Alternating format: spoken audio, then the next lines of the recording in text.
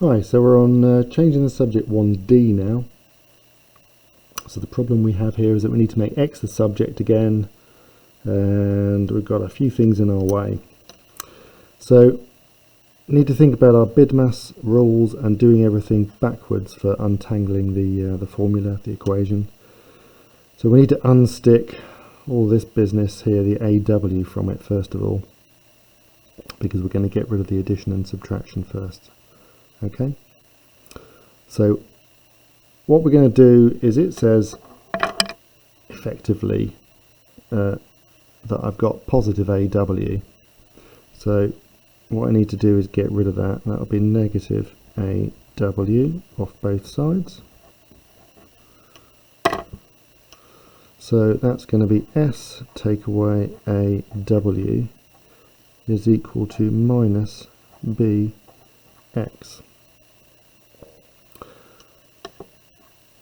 Now, I don't want minus b lots of x, I just want x. So if I divide minus b by minus b,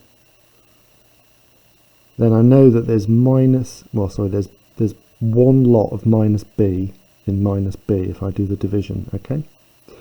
So let's divide by minus b on both sides. Okay, so that's going to give me sort of what I want, which is x, and I've got s minus AW on minus b, which is strictly speaking correct. It's just a little bit untidy. So what we can actually do to tidy it up for that kind of extra bit of tidiness here is, if I multiply the fraction here by minus 1 on the top and the bottom, then I won't change its value, but I will make it a little bit tidier. So if I say, look, I'm going to multiply by minus 1 all of that, then I'm going to get minus s, and then minus AW times minus 1 is going to give me plus AW, and then minus 1 times minus b is just going to give me b. That is equal to x. Now, to tidy that up a little bit more, what we don't really like in maths, if we can get away with it, is we don't like these flappy minus signs hanging out the front of the problem. So minus s plus AW is exactly the same as AW take away s, and that is a much tidier way of looking at it. So let's do that.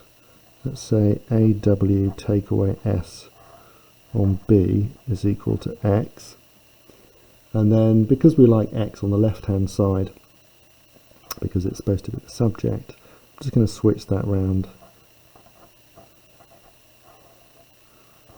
So that is the tidiest version for the answer. So I'm going to pause, well, you need to pause now and have a go at the you do, and I'll show you how to do that in a second or two.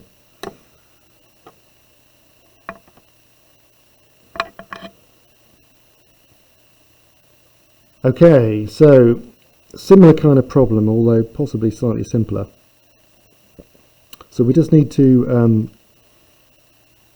get rid of that positive by. So the inverse operation for, add by there is just take the by away.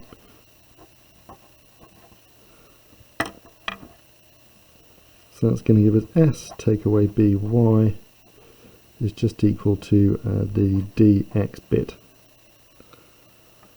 Now I don't want d lots of x, so I'm just going to do the opposite of multiplying by d, which is dividing by d. Okay,